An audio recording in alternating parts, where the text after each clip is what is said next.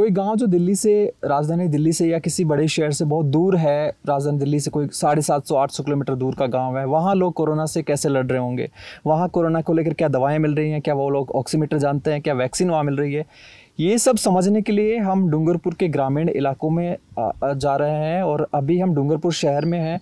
यहाँ से हम एक गांव में जाएंगे और जो गांव के लोगों के बीच यहाँ काम करती हैं मधुलिका जी, वो हमारे साथ हैं। कौन से गांव हम जा रहे हैं? तो अभी हम बिछवाड़ा इलाके के तरफ जा रहे हैं। वहाँ पे अपने रास्ते में मालमाता, झालन, डेडली, धर्मावती ये गांव आएंगे। ये ज़्यादातर जनजातीय गांव हैं और जहाँ पर शिक्षा का भी थोड़ा अभाव है, स्वास्थ्य सुविधाओं का भी उतना अच्छी स्वास्थ्य सुविधाएं ज़ाहिर है गाँव में उतनी होती नहीं है, और फिर ये जनजातीय गाँव है। तो ये सारी चीज़ें देखेंगे, यहाँ लोग क्या सोचते हैं स्वास्थ्य सुविधाओं को लेकर, वैक्सीन को लेकर, ये सारी बातचीत करेंगे। चलते हैं।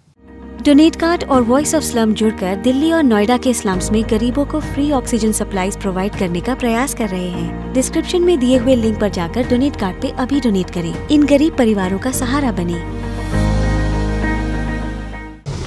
डूंगरपुर भी जैसे काफ़ी संक्रमण तो काफ़ी केसेस आए हैं यहाँ, डेथ्स भी यहाँ। एक चीज़ तो है कि जहाँ पे प्राइवेट सिस्टम नहीं है वहाँ पे सरकारी सिस्टम थोड़ा ज़्यादा मजबूत रहता है। कि डूंगरपुर ज़िले की आप लोग कि 3 हॉस्पिटल्स थे जहाँ पे ऑक्सीजन अवेलेबल था। एक तो 2 तो सरकारी हैं और एक प्राइवेट है। तो उसका जो पूरा निगरानी है और कंट्रोल है वो पूरा डिस्ट्रिक्ट एडमिनिस्ट्रेशन के साथ में ही था। शुरुआत में प्राइवेट में भी थोड़ा बहुत चल रहा था, पर कलेक्टर सर ने उसका पूरा कंट्रोल लिया और सिर्फ ये 3 जगह का रेगुलेट किया। तो उससे क्या जो सुविधाएं यही 3 जगह मिल रहे थे। बेड्स की शॉर्टेज के बारे में इतना हमने नहीं सुना है, पर ऑक्सीजन को लेकर ये ज़रूर था क्योंकि वो डॉक्टर्स के उनके डिसीजन थी। और किसी को 90 तक गया है SpO2 तो मिला है, किसी को 90 तक गया है तो नहीं मिला है। मतलब लोगों में भी एक घबराहट है, हमारा 88 है तो भी हमको ऑक्सीजन नहीं मिल रहा है, किसकी जान पहचान है उनको जल्दी मिल रहा है। इस तरह की जो कंप्लेंट्स है हमको काफ़ी उस समय सुनने में आया था। और एडमिनिस्ट्रेशन का भी एक ये रहा था कि उन्होंने मतलब जो लोग आ रहे हैं लगभग एंड स्टेट में जा रहे थे कि जब तक वो क्रिटिकल स्टेज में नहीं पहुँचे तब घरों में अपने हिसाब से वो इलाज करवा रहे थे। तो एंड स्टेट में जाते हैं तो फिर उनके लिए बचना भी और स्टाफ के लिए भी उनको बचाना थोड़ा मुश्किल होता है। काफ़ी लोग रिकवर हो रहे थे पर डेथ्स का संख्या भी ज़्यादा था। अखबार में जो रिपोर्टिंग हम देखते हैं कि वो एनीवेयर बिटवीन 15 to 25 एक दिन का डेथ्स हो रहे थे। ज़्यादातर मतलब रिपोर्ट ही नहीं हो रहे थे, या जैसे ये तो खैर हर इलाके का यही हाल है कि एक्चुअल में जितनी डेथ्स रिपोर्ट हो रही हैं और जब हम उन गाँव में या उन शहरों में जाते हैं तो ज़्यादा आपको मिलते ही मालूम चलता है कि कहीं ज़्यादा यहाँ नंबर में डेथ्स हुई हैं। वो सेंटर में वॉलंटियर्स है। वहीं गांव के लोग हैं क्या आसपास के? वो जो सेंटर के वॉलंटियर्स हैं हाँ, सभी लोकल है। कमला है, ये नर्स की ट्रेनिंग हुई है, 2 साल उदयपुर प्राइवेट हॉस्पिटल में उसने काम की है, तो ये भी टीम का एक मेंबर है। तो अब जब से कोरोना शुरू हुआ तब से लोगों के बीच जा रहे हैं आप, तो किस तरह से आपको रेस्पॉन्स मिलता है, आप क्या करते हैं? अभी मेरे को मतलब 4-5 दिन ही हुए हैं यहाँ पे पूरा सेटअप किया है, इनके साथ में ही काम कर रही हूँ मैं। तो लोगों के बीच दवा बांटना या ये सब चीज़ें? हाँ, या उनको देखना, उनका टेम्परेचर देखना। मतलब हॉस्पिटल में हम 3 नर्सिंग स्टाफ हैं। वहाँ पे जो लोग आएंगे उनका ऑक्सीजन मतलब चेक करना, वो टेम्परेचर वगैरह लेना, BP लेना, ये काम करेंगे हम। अच्छा, जैसे तक मौका नहीं मिला है ये करने का क्योंकि आइसोलेशन वार्ड में कोई अभी तक आए नहीं। तो ये जैसे हम दूसरी जगह जैसे हैं जहाँ पर TV की रीच है या अखबारों की रीच है, वहाँ तो लोगों को थोड़ी अवेयरनेस होती है, पर मुझे नहीं पता कि इस इलाके में, क्योंकि जनजातीय इलाका है, थोड़ा सा दूर दराज के इलाका है, वहाँ TV का एक्सपोजर है कि नहीं है, मीडिया को लेकर एक्सपोजर लोगों का है कि नहीं है। तो ये क्या अवेयरनेस है क्या कोरोना को लेकर? अवेयरनेस तो हर तरीके की है, मतलब कुछ गलत इन्फॉर्मेशन भी जा रहा है और सही इन्फॉर्मेशन भी जा रहा है। तो लोग, और व्हाट्सएप है बहुत बड़ा सोर्स है, व्हाट्सएप है। और जैसे मैंने आपको कहा पिछले बार जब प्रधानमंत्री जी ने सबसे थाली बजवाया था, तो ठीक उसके 7 दिन बाद में एक मैसेज सर्कुलेट हुआ व्हाट्सएप में कि सुबह 4 बजे सबको उठ के ढोल बजाना है। और यहाँ पे हर गांव में ये बात हुई। कमला को भी ध्यान में होगा कि हाँ, कि सुबह 4 बजे उठ के सबने ढोल बजाया था। वो जो थाली बजाई थी उसके अगले दिन, हाँ, उसके 7 दिन बाद। हाँ। तो व्हाट्सएप में मैसेज सर्कुलेट हुआ कि ये करना है, तो सब उठ के सबने किया था। तो उस तरह की जो गलत मैसेजिंग भी बहुत हो रहा है, अफवाह बहुत जल्दी फैल रहे हैं। और मतलब हमारे साथ में युवा साथी जुड़े हैं, हम देख रहे हैं वो अपने तरीक़ों से सही बात फैलाने का बहुत कोशिश कर रहे हैं। और सही बात फैलाने में क्या, आपको हर चीज़ में सही रहना पड़ता है। गलत बात तो 10 तरीके से आप गलत चीज़ को फैला सकते हो। सही में आपके फैक्ट सही होना है। तो हम थोड़ा लंबा लिखते हैं या मैसेजेस लंबे होते तो लोग इतना पढ़ते नहीं हैं। सही गलत समझने के लिए जो टाइम स्पेंड करना है वो ज़्यादातर लोग नहीं करते। जो सेंसेशनलाइज होता है या गलत अफवाह होता है वो बहुत जल्दी सर्कुलेट हो रहा है। मेन जो खांसी है, बुखार है, ये तो समझते हैं, पर डर है, सैम्पलिंग करवाने में डर है कि हमारा कोरोना होगा या पॉजिटिव आएगा तो हमको कहाँ ले जाएंगे। जो पिछले साल कुछ चीज़ हुए थे, गाड़ी आके लोगों को, पॉजिटिव लोगों को लेके गए थे, एक जगह रखा था, वो मेमोरीज़ है। और काफ़ी तादाद पर मज़दूरों को क्वारंटाइन किया था, वो मेमोरीज़ है। क्योंकि हम जहाँ पे जिन गाँव में जा रहे हैं वो सारे बॉर्डर इलाका है, डूंगरपुर बॉर्डर डिस्ट्रिक्ट है। तो यहाँ पे गुजरात का बॉर्डर, काफ़ी क्वारंटाइन सेंटर्स चले थे।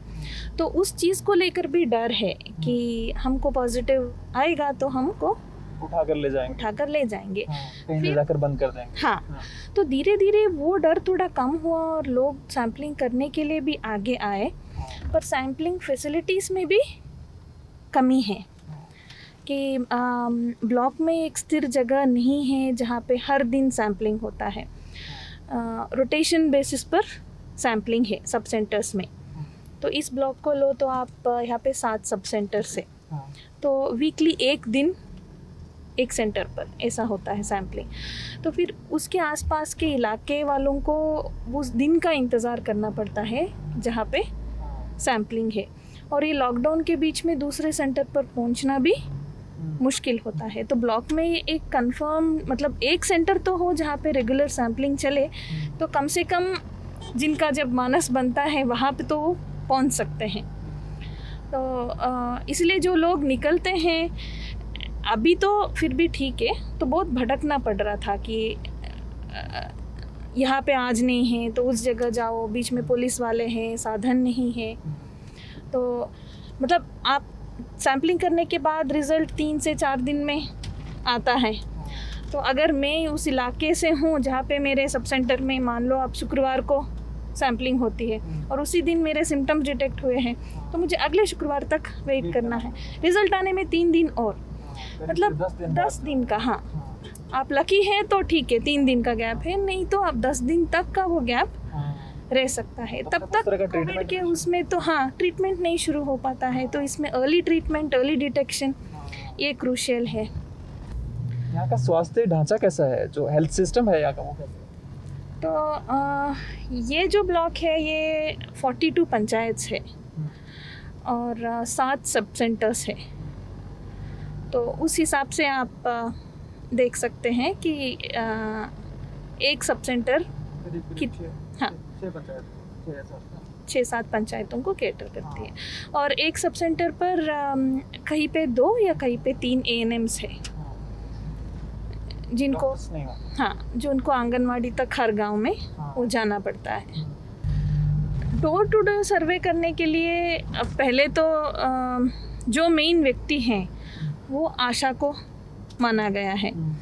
तो आशा तो हेल्थ सिस्टम का एकदम वो सरकारी एम्प्लॉय भी नहीं है, वो उस तरीके से हेल्थ वर्कर नहीं है, वो ट्रेंड हेल्थ वर्कर नहीं है, वो एक लास्ट कड़ी है गांव और ANM के बीच में। तो हमें ऐसे लगा है कि ये सिस्टम का पूरा जो बोझ है वो आशा के ऊपर डाल दिया गया। दूसरा ये भी है कि आशा एकदम लोकल है, उस गांव की है, तो उस गांव की पॉलिटिक्स में भी कहीं ना कहीं उनका वो काम इन्फ्लुएंस करता है।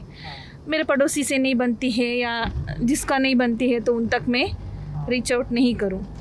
तो एएनएम्स के पास में जब दवाइयाँ अवेलेबल होने लगी तो उसमें थोड़ा लोगों के एटीट्यूड में भी चेंज देखा है। हम कहीं पे नहीं जाएंगे क्योंकि हमको ले जा सकते हैं, पर हमारे और हम सैम्पलिंग नहीं करवाएंगे, पर हमारे घर कोई दवाई देने आते हैं तो हम लेंगे।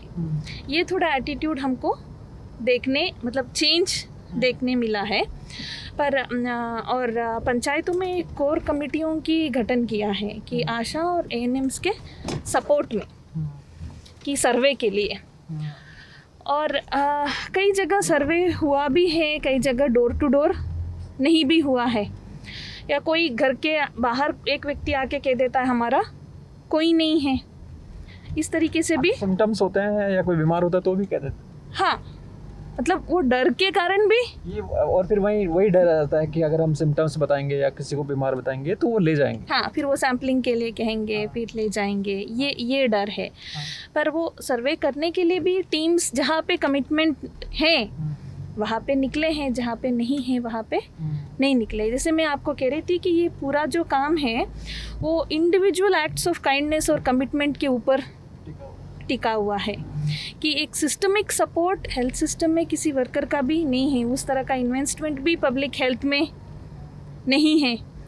तो मतलब जहाँ पे उस गांव के लोग एक्टिव हैं या कोर कमेटी के लीडर्स एक्टिव हैं या जनप्रतिनिधि एक्टिव हैं, एएनएम की खुद का कमिटमेंट है, वहाँ पे काम हुआ है। एक जैसे आपने बताया भी कि जो एएनएम को लेकर या जो सरकारी सिस्टम है उसको लेकर थोड़ा सा लोगों में एक रेजिस्टेंस है या उनसे वो अप्रोच नहीं करना चाहते, फिर आपकी भूमिका आ जाती है उसमें कि आप जैसे लोग जो कार्यकर्ता हैं या जो लोगों के बीच जाके काम कर रहे हैं या उनका स्वास्थ्य का ध्यान रख रहे हैं, तो आपको किस तरह का रिस्पॉन्स मिलता है? रिस्पॉन्स इन द सेंस कि क्या लोग बताते हैं कि वो बीमार हैं या आपको दवाओं के लिए मांगते हैं, आपसे दवाएँ मांगते हैं, या फिर जब आप दवाएँ देने जाते हैं तो आपको वेलकमिंग उनका नेचर होता है? जहाँ पे हमारी दोस्ती है, पहले से हम मिलके काम कर रहे हैं, वहाँ से थोड़ा मतलब खुल के वो बताते हैं, तो उसमें भी हम रेसिस्टेंस देख रहे हैं। पर जहाँ पे हमारी दोस्ती है तो हम हक से भी कहते हैं कि आपको ये नहीं करना चाहिए या आपको दवाई लेना चाहिए। कहीं पे भी हम ये नहीं कहते हैं कि आप PHC जाओ, क्योंकि फिर वो करेंगे नहीं। आप कहीं पे भी इलाज करो, गुजरात जाना है, वहाँ पे दिखाना है तो वहाँ पे दिखाओ।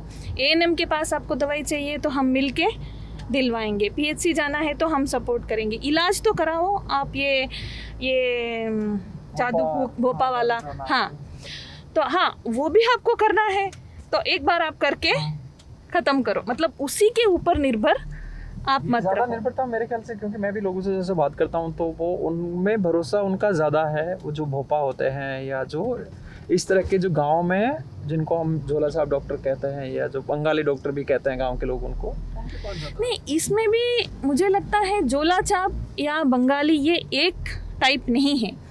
एक तो जो है सामाजिक रूप से कई समय से वो इलाज करते हैं, भोपा जिनको कहते हैं, कोई मंत्र पढ़ते हैं या उस तरीके जो चीज़ या कोई माला देते हैं, वो एक तरीका है। दूसरा जो है कि अंग्रेज़ी दवाई काफ़ी समय से बिना ट्रेन के किसी के साथ में रह के सीख के देते हैं लोग, जो बंगाली टाइप, वो एक कैटेगरी है।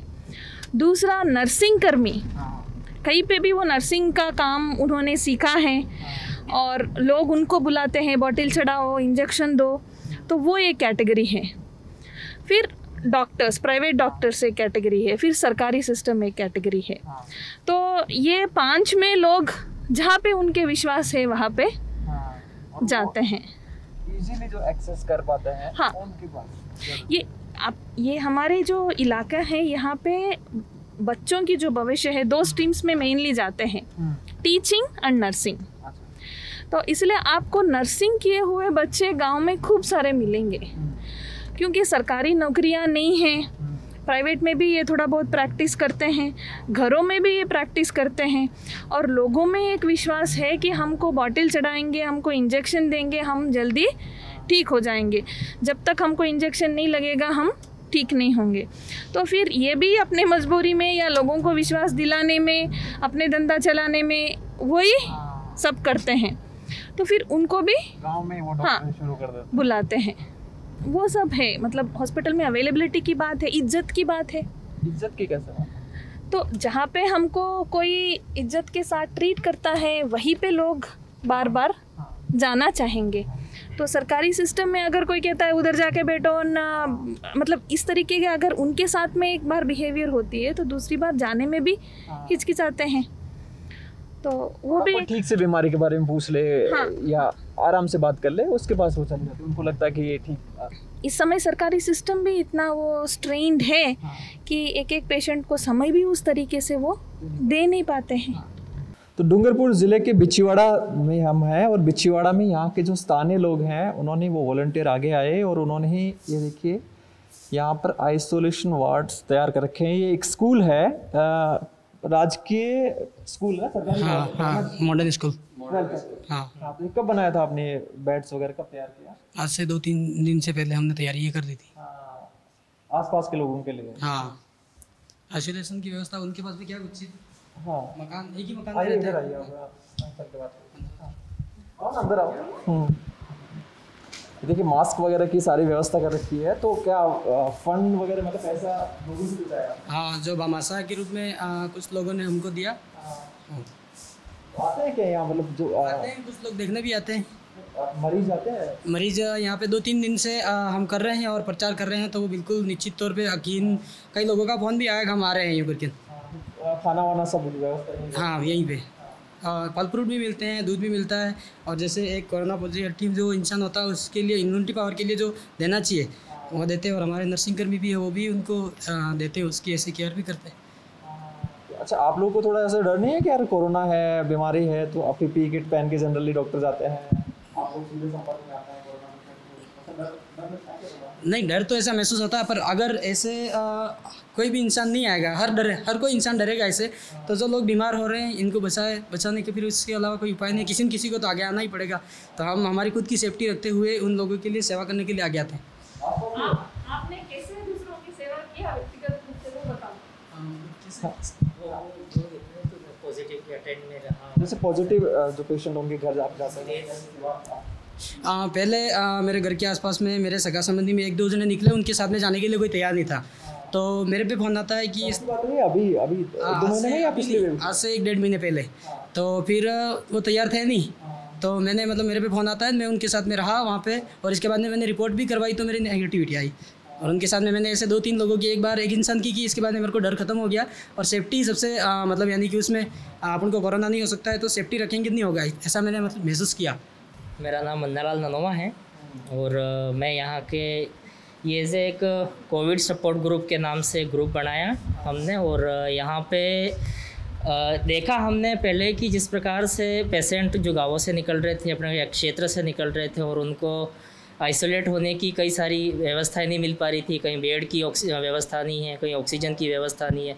इन सभी चीज़ों का हमने फील्ड में देखा और हम निरंतर इन लोगों के साथ में कनेक्टेड है, क्योंकि ये एज ए सोशल मूवमेंट के रूप में हम लोगों के साथ में हेल्प हमेशा करते रहते हैं। अगले साल भी कोविड के दौरान हमने कई लोगों की हेल्प के लिए आगे आए थे कई। तो यहाँ इसी स्थान पे जो ये स्वामी विवेकानंद मॉडल स्कूल है, यहाँ पे क्वारंटाइन सेंटर बनाया गया था, तो काफ़ी प्रवासियों को रुकवाया था, अच्छी सुविधाएं ली थी यहाँ पे, और कई ठीक भी हुए। और कोई, हालांकि उस समय पॉजिटिव केसेज की संख्या इतनी नहीं थी, पर अभी ये वर्तमान में पॉजिटिव केसेज और संक्रमण तेज़ी से फैलता हुआ देखा। तो इन गंभीर अव्यवस्थाओं को देखते हुए तो हमने ये एक कोविड सपोर्ट ग्रुप से जुड़ करके यहाँ इस ग्रुप का यहाँ से जिले स्तर से राज्य लेवल तक की एक टीम बनी हुई है, जिसमें यहाँ की जो भी कोई समस्या होती है, समस्या को यहाँ से हमारी दिल्ली की 3 बजे एक मीटिंग होती है जूम पे, उस मीटिंग के माध्यम से इस बात को वहाँ तक पहुँचाया जाता है और वो जो सीएम तक इस बात को पहुँचाते हैं। तो इस तरीके से हमारा सहयोग ठेठ वहाँ से मिलता है और हमने यहाँ निचले स्तर से ये व्यवस्था जो करी है। कैसे सीएम तक, मैं थोड़ा इसी के बारे में और समझना इसके बारे में सीएम तक कैसे पहुँचाते हैं? ये हमारा जो एक टीम बना हुआ है, वो कुछ वॉलंटियर हैं, सभी इसमें किसी प्रकार का कोई पर्टिकुलर संगठन का नहीं है, सभी संगठनों के लोग, सभी एनजीओस के सभी लोग मिलकर के आगे से हमारे जैसे वो सभी कविता श्रीवास्तव जी जो है और ऐसे कई सारे लोग हैं तो उसमें जुड़े हुए हैं, तो जो हर हमेशा सभी पे सहयोग करते रहते हैं।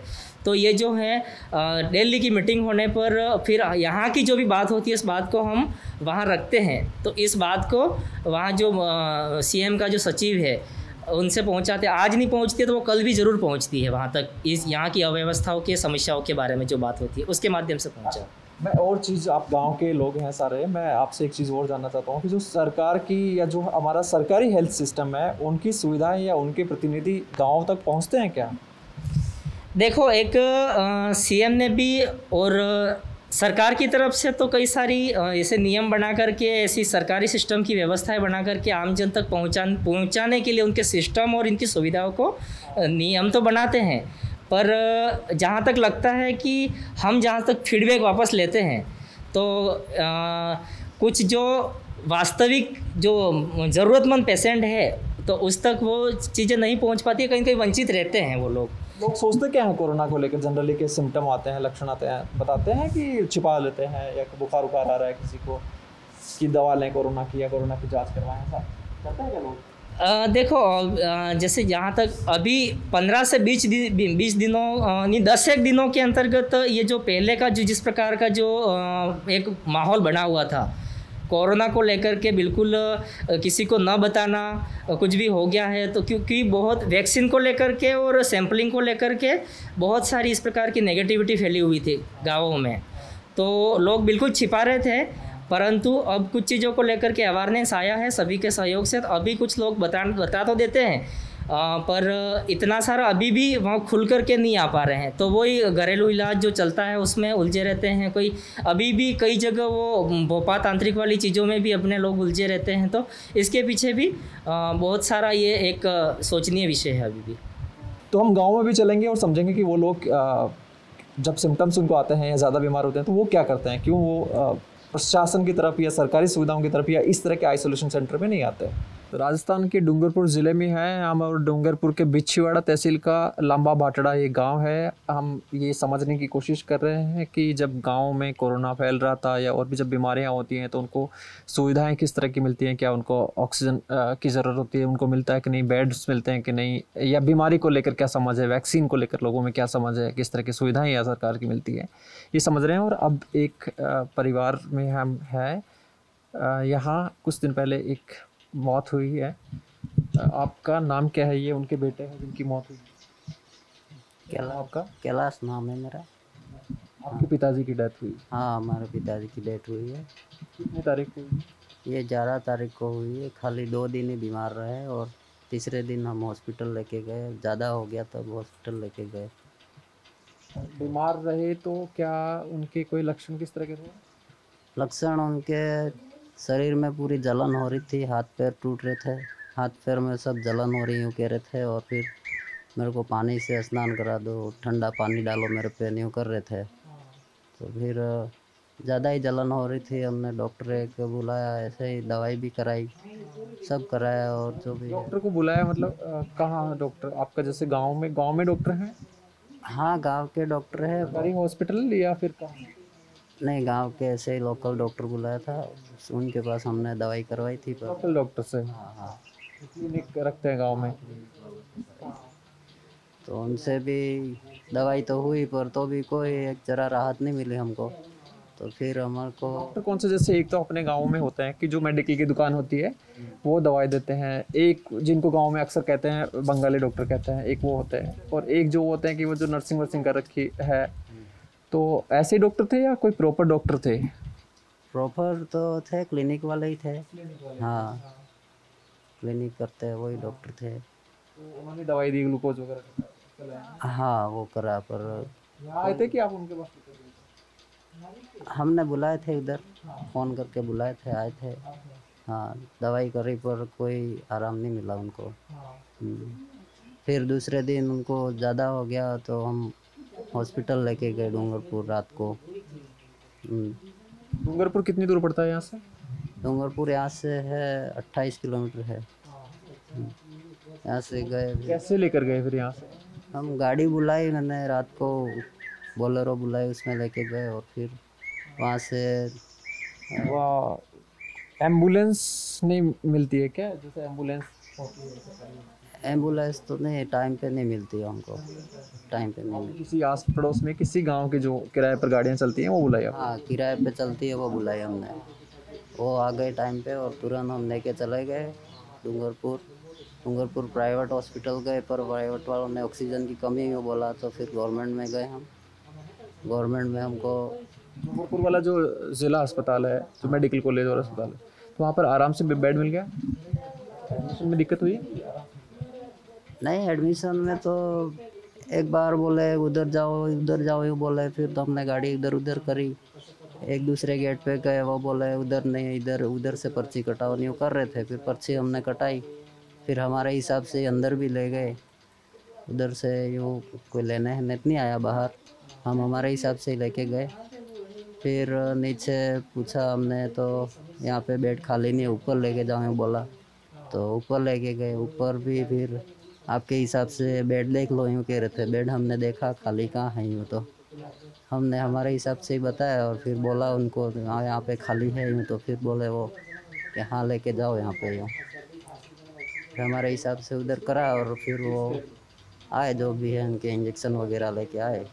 क्या वाले बोले, अस्पताल वाले बोले कि आपने देर कर दी लाने में? अस्पताल वाले तो हाँ बोल तो रहे थे, तुरंत तो नहीं बोला। फिर दूसरे दिन बोल रहे थे, जिस दिन ये ख़त्म हो गए तब बोले कि आप लेट हो गए हो। क्या कोविड वाली जांच हुई थी क्या उनकी? कोविड वाली जांच नहीं हुई थी हमारे। आपको क्या लगता है? अच्छा, वहाँ तो हुई होगी उस अस्पताल में जो आप डूंगरपुर वाले हॉस्पिटल में लेकर गए, वहाँ जांच हुई थी? ना, वहाँ पे नहीं हुई। वहाँ पे भी उन्होंने नहीं करी जांच, तो सीधा एडमिट ही करा उन्होंने। आपको क्या लगता है, वो कोविड से उनकी डेथ हुई है या कोविड का असर हो सकता है? अब थोड़े गुण लग रहे थे कोविड के भी, कोविड के लक्षण दिख रहे थे, पर हमने चेकअप कराने में देरी कर दी और हमको टाइम भी नहीं मिला। 2 दिन नहीं हुए, एकदम अचानक गिर गई है। अचानक खाट में गिर गए। तो आपको लगता है कि मतलब जो गांव में आपने किसी भी डॉक्टर, जिनको आप डॉक्टर कह रहे हैं, जो क्लिनिक चलाते हैं, उनको ना दिखाते और पहले ही आप जांच करवा लेते या उनको एक ढंग के हॉस्पिटल में दिखा लेते आप, तो शायद चीज़ें बेहतर हो? हाँ, शायद ऐसा हो जाता। हम पहले दिखा देते, रिपोर्ट सब करा लेते, कोई टेस्ट करा लेते, तो हमारे बच जाते। पर अब देरी हमारे से भी हो गई देरी। अच्छा, उनको वैक्सीन लगी थी? ना, वैक्सीन नहीं लगी थी। वैक्सीन तो उनकी उम्र कितनी थी? वो तो थे 60-65 के थे शायद। 60-65 वालों को तो काफ़ी टाइम से वैक्सीन लग रही है, तो लगवाई क्यों नहीं? वैक्सीन क्या है, वैक्सीन लगाने से हमारे आसपास के लोग बीमार हो गए। आज भी उधर एक हमारे गांव में एक जना बीमार है, तो वो बोल रहा है मेरे ये वैक्सीन लगने से बीमार हूँ मैं, यूँ बोल रहा था। तो डर गए थे हम सब कि बूढ़े लोगों को यूँ लगेगा वैक्सीन तो वो बीमार हो जाएंगे कहीं, यूँ तो डर गए थे। आसपास ये बातें चल रही हैं कि अगर कोई वैक्सीन लगवाता है तो उसकी डेथ हो जाती है या बीमार हो जाता है। हाँ, ऐसे बातें चल रही है। और जो भी हम बीमार होते हैं इधर गांव में, तो भी कोई यूँ बातें करते हैं कि हॉस्पिटल में जाते हैं तो कोई कहीं डाल देते हैं, न्यू करके इंजेक्शन कोई लगा देते हैं, न्यू बातें होती है। इसलिए हम थोड़े हॉस्पिटल जाने से भी डर रहे थे। क्यों हॉस्पिटल जाने से क्यों डर रहे थे? क्योंकि हमारे इधर बातें बहुत आती है कि कोई इंजेक्शन वगैरह लगा देते हैं, उन्हें मार डालते हैं, न्यू कुछ बात मिली थी। तो कौन लगा देता है इंजेक्शन? उधर हॉस्पिटल में कोई भी लगा देते हैं, डॉक्टर यूँ सुना, इसलिए डर गए थे हमारे पापा। मतलब मारने के लिए इंजेक्शन लगा? हाँ, यूँ करके अब लगा रहते हैं, यूँ करके डर गए थे हमारे पापा, डर गए थे। हमारे गांव में ऐसे बातें फैलती है ना, इसलिए। समझ रहा हूँ किस तरह की बातें चलती हैं। जैसे ये बातें चलती हैं कि जैसे हॉस्पिटल में, सरकारी हॉस्पिटल में आप ले जाएंगे तो वहाँ मार देंगे इंजेक्शन लगा कर। हाँ, सरकारी ऑफिसर से डरते हैं हम इधर सब। हाँ, हमारे गांव में यूँ ही डर घुस गई है सरकारी हॉस्पिटल के नाम से, पता नहीं क्यों ऐसी बातें आती है। तो हम भी डर गए, इसलिए हम टाइम से पहुंच नहीं पाए। ऐसा क्या बात चलती है? कौन मारना चाहता है, या जो बातें लोग बताते हैं आपको, या जो व्हाट्सएप पे आती होंगी, ये कहते हैं कि सरकार मारना चाहती है, या कोई ना ऐसे तो सरकार की कोई बात नहीं आती है, पर ऐसे ही बात करते हैं कि सरकारी हॉस्पिटल में इलाज नहीं होता है, सही न्यू बातें करते हैं। तो इसलिए भी लक्षण होते हैं तो छिपा लेते हैं थोड़ा सा कि ले जाएंगे हॉस्पिटल में अगर लक्षण मालूम चल गए तो। हाँ, इसलिए भी डरते हैं थोड़ा ने, और हमारे क्या अचानक हो गया एकदम, इसलिए हम ज़्यादा कुछ कर ही नहीं पाए, हमको टाइम ही नहीं मिला ज़्यादा। ऐसा इससे पहले जब बीमार घर में अपने यहाँ होते हैं या आस पड़ोस में बीमार होते हैं तो आपके गांव में दिखा लेते हैं या फिर हॉस्पिटल्स में जाते हैं बाहर, या किस तरह की चीज़ें हैं? या छोटा यूँ थोड़ा थोड़ा बुखार नहीं आता है तो गांव में ही दिखा देते हैं, अगर ज़्यादा कोई हो जाता है तो कहीं जाते हैं हॉस्पिटल, बड़े हॉस्पिटल, फिर जाता है ज़्यादा हो जाए तो ही। आस पड़ोस में अभी जो आपके गांव में और भी किसी की डेथ हुई है? डेथ तो इधर हुई है, 1-2 जगह हुई है हमारे गांव में, वो भी एकदम नए लोग ही थे, 50-55 के उम्र के थे, उनकी भी हो गई है एकदम कोरोना से, या उनका भी नहीं मालूम चला? उनका भी मालूम तो नहीं चला है। गांव में जांच वाच होती है क्या कोरोना? जांच तो सर्वे करते हैं, पर कोई बता देते हैं, कोई नहीं बताते हैं, ऐसा होता है। इसलिए आपके यहाँ कोई आया जैसे ANM या कोई भी, या कोई जो आशा वर्कर कोई भी आया जिन्होंने कोरोना के बारे में आपको बताया हो, या कोई दवाइयाँ देने के लिए आई हो? जैसे एक चल रहा था कि जिनको लक्षण है उनको दवाओं की बात जा रही थी। ना, ऐसा तो कोई हमको पूछने नहीं आया कि आपके इधर क्या है क्या नहीं, इससे पूछताछ करने नहीं आया कोई बीमार है या नहीं है।